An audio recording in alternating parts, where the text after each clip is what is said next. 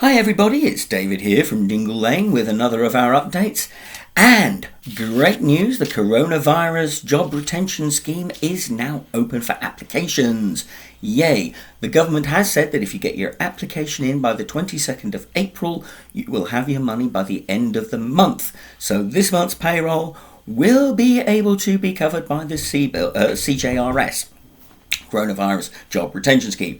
Excellent news. Now do make sure that you have all the information you need to hand before you go onto the system to register and to make your claim, because the system is going to be extremely busy over the next couple of days, week or so. It is going to be mental. The system is going to be very, very, very tight, very slow, and so on. So have everything to hand, get on there, get your application in as quick as you can, get off the system so that you're minimising the opportunity for things to go whatever while you're on there. Okay.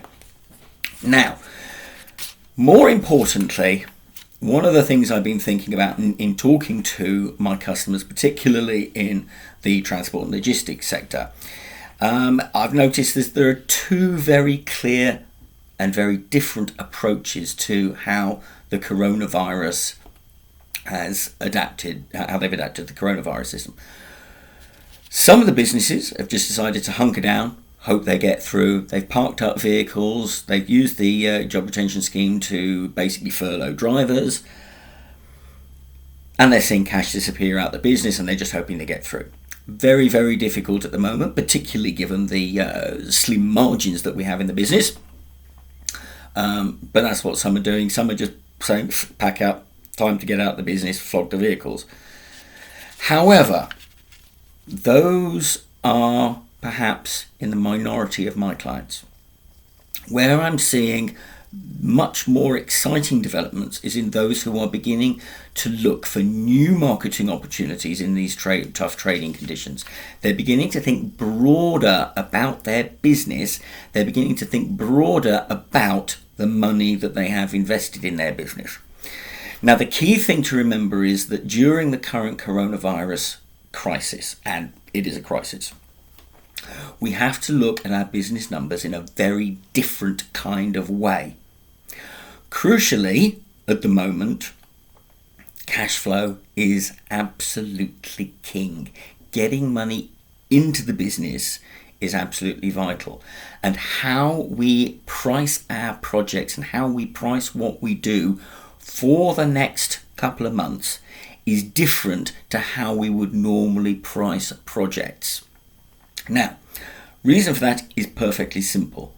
If you apply full cost pricing to certain types of project, you're going to end up with an amount of redundant equipment, redundant drivers sitting there not doing anything. And yet you've still got costs that you're incurring on those vehicles that are being stood up or stood to one side doing nothing. And so what you need to do is to in effect split your business into two parts.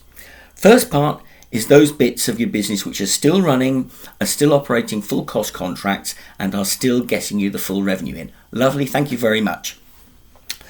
The other thing that you need to be looking at is that slack capacity you now have in your business and what you're doing with that.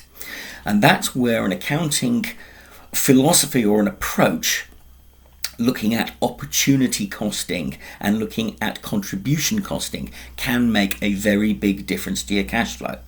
Because rather than just thinking about, oh dear, I'm losing money on a contract if I take this on, therefore I'm not going to do it, what we do is we flip the problem around and we say, right, there are certain costs that I have to incur in running my vehicles and in running my business.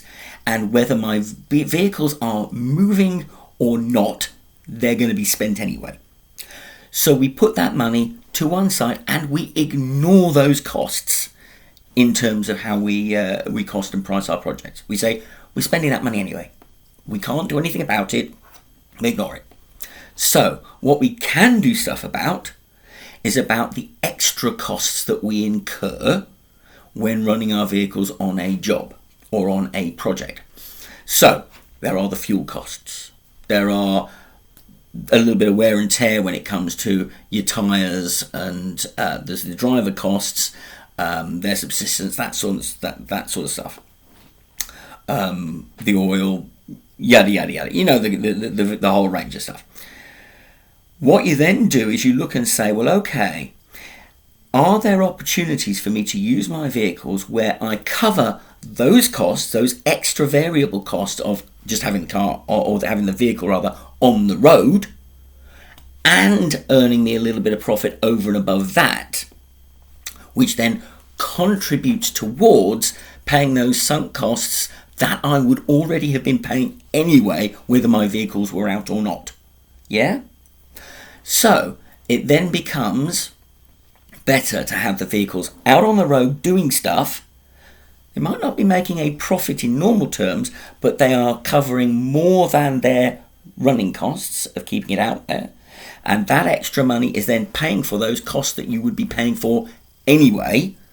And so it's reducing the amount of loss that you're making, or reducing the amount of cash outflow that you are having at this time. That then lengthens the time that you have available to operate on the cash you currently have, and so gives you a longer window within which you can operate before the system loosens up again and you can get back to business as usual. It's a great way of using that surplus capacity. It's a great way of keeping the vehicles on the road, because as we all know, the costs of keeping a vehicle parked up doing nothing start to mount the longer it sits there. You've still got to do a certain amount of maintenance. You've got to be looking after the tyres, all the rest of it, even when it's sitting there doing nothing. So it's costing you just to park it. So let's think about covering the cost of just keeping it out on the road without necessarily worrying about some of those costs that we were going to have to pay anyhow. Okay, now running good cash flow management projections and systems become important for that, and that's where with my clients we sit down and we do an awful lot of work on cash flow management. Absolutely critical. But begin to look at the opportunity costing and the sunk costing.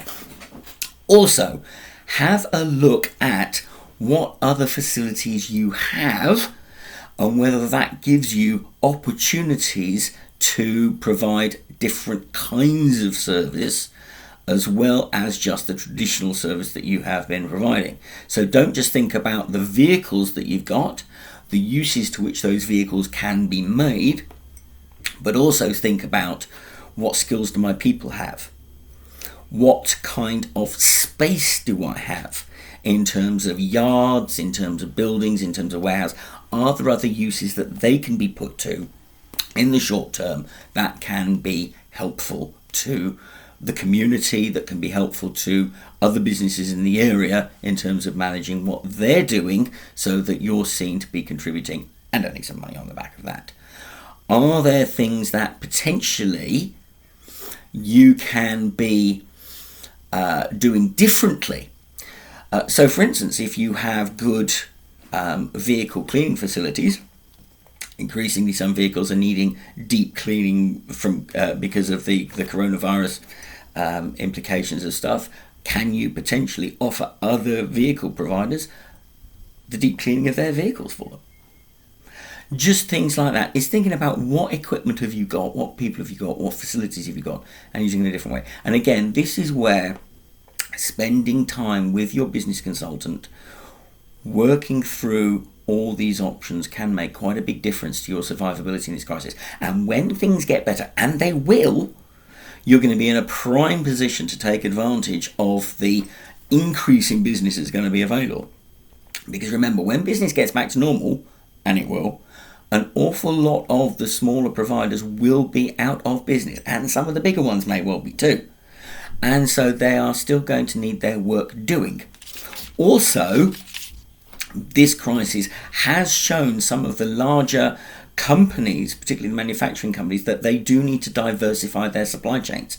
They are going to be looking, their logistics managers are going to be looking at ways of putting resilience into their supply chain system so that they are increasingly less reliant on one or two systems.